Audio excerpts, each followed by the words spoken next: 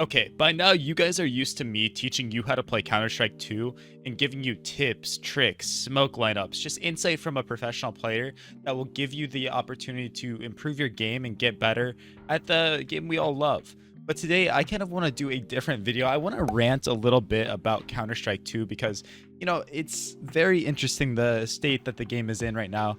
And by the end of this video, I'm going to give you advice that is going to help you open your eyes to the opportunities in the scene and what you're going to be able to do to make yourself better every single day. But before we get into it, subscribe to my channel. It means so much to me. I've been posting a video every single day in 2023, trying to bring you the best content possible. And I'm really trying my best, guys. So it means so much to me. But yeah, let's talk about it. Counter-Strike 2 sucks right now. It's just bad, right? It's kind of disappointing. I thought that when Counter-Strike 2 was going to be released, it was going to be this giant thing. All these new changes were going to be made from the beta, and we were going to be seeing a very well-polished game that still had issues, but not like any glaring, bad things that couldn't be solved in one day, right? But yeah, no, that's not what happened at all. Instead, we got given this broken piece of a game that has a lot of issues wrong with it, like a ton, right? So it just doesn't feel right the way that it was released, and I understand that it's going to be bad at first, and I totally am willing to have a positive mindset with it. But the first thing we need to accept is that it is just a bad game compared to Counter-Strike Global Offensive right now. It's not bad to say that. It's not wrong to say that. It's just true. That's how it is right now, and there's nothing we're going to be able to do about it, and that's going to change the way the game looks.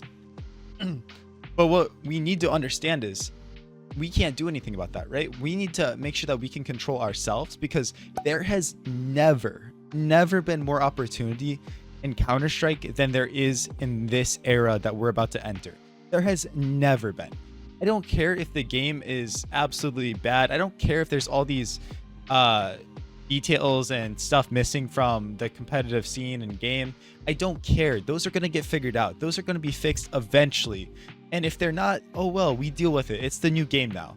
But what you have to realize is, with these opportunities that are coming, someone's got to take them, right? Are you going to sit there and complain and be angry and upset that this game's not exactly what you wanted? Oh, this game's not exactly like Counter-Strike Global Offensive. Or are you going to be like, okay, well, this is the game now. What am I going to do to take advantage of every little glitch, every little new change to the game for good and bad? And how am I going to make it so that I can be the best player in this game? If it is a bad game, if there is things happening inside the game that you do not like, figure out how to abuse those so that you can have an advantage over other players. If peeking into people is too overpowered right now, if swinging and running and gunning is overpowered, then learn how to do it to the best you can. Learn how to be the best at that, right? If the auto shotgun is insanely good and in the meta right now, when you need a force buy an auto shotgun instead of an XM. Start getting better with a gun like that. If pistols are, broken in a certain way, then learn how to be a pistol player. If spraying is awful in Counter-Strike 2, then don't spend your time trying to learn a spray pattern that's broken. Maybe instead you get insane at tapping. Be like Nico. Literally be like Nico and be the best tapper in the world. Be like Scream. You know what I mean? It's like, don't put yourself in a box because you're so upset with the new game and you're so upset about all these changes. For me, it's been motivation. I want to learn the new game. I want to be the best player possible, right?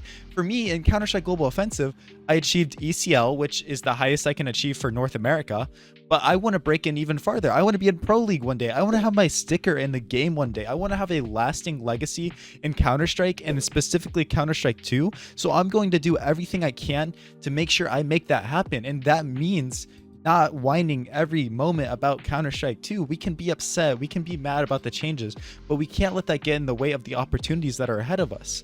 The people that are going to succeed in this game are those that know how to do all these little gimmicks, all these little tricks, all these things that to you are very stupid, to you are making you mad. Well, to these people, they're just abusing them and they're becoming the best in the world because of that, right? So what are you gonna do? Your future is in your own hands with this game, and there is genuinely zero excuse to not doing everything you can to make it. And guys, I'm not just talking about the competitive side of this game.